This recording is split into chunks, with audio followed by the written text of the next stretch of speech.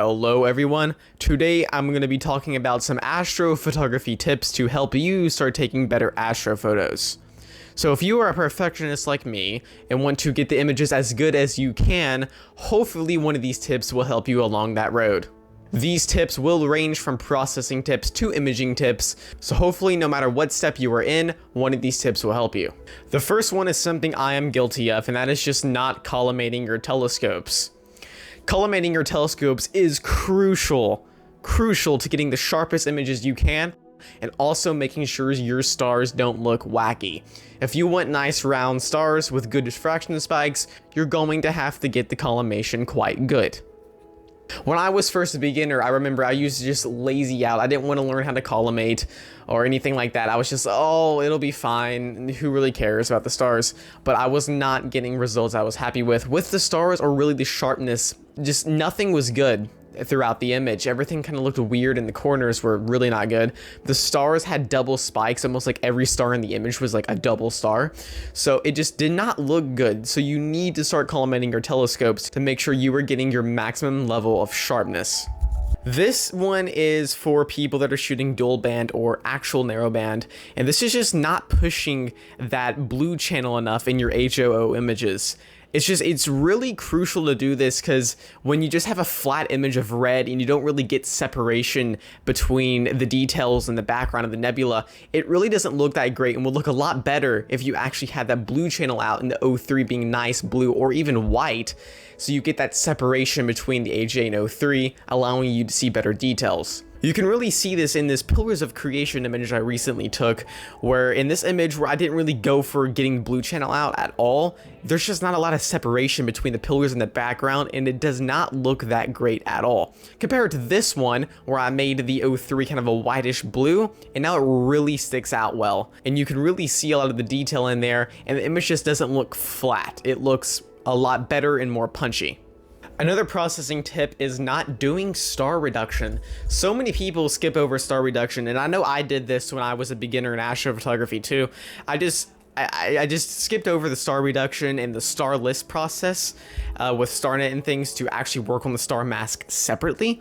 Although, I mean, the amount of impact it has on your image is just insane. You need to start working on the stars separately in the star mask, doing a star reduction, then applying your stars back into your photo. This will just make the photo a lot better. The nebula will be more punched out because the stars will be a lot more reduced and not as just up front in your face. With you being able to work on the stars separately in the star masks too, you will be able to add saturation and really just work on the stars without affecting the nebula at all. Because if you try to do a star reduction or just saturate the stars and things like that in Photoshop without a star mask, you're going to be affecting your nebulae too, or your galaxy or whatever in the background, and it's just not going to be that great. You're going to really mess some things up, so you need to start doing that. This one is kind of one of those harsh truths that you have to accept, but you're kind of bummed out about, and that's integration time. There is never a such thing as too much integration time. But there is a such thing as not enough. And that is something everyone's guilty of, is just not getting enough integration, especially me. I have a hard time committing to a target for just multiple nights, like 5 or 6 nights, and just farming data. I like to kind of target hop a bit, and I have to stop myself because I know it's not good. I'm going to be just getting more photos that aren't as good instead of getting 1 or 2 photos that are really good that I would be more happy with in the end. So I need to apply that discipline to actually start taking those better photos and with more integration time. And that is something I will heavily recommend you guys start doing too, because integration time is just a game changer. I mean, it's the difference between a noisy disaster and just a very clean, incredible looking astrophoto. So start putting that time in. Now, this is one that you probably don't think about, and that is referring to a image of astrobin when doing your processing.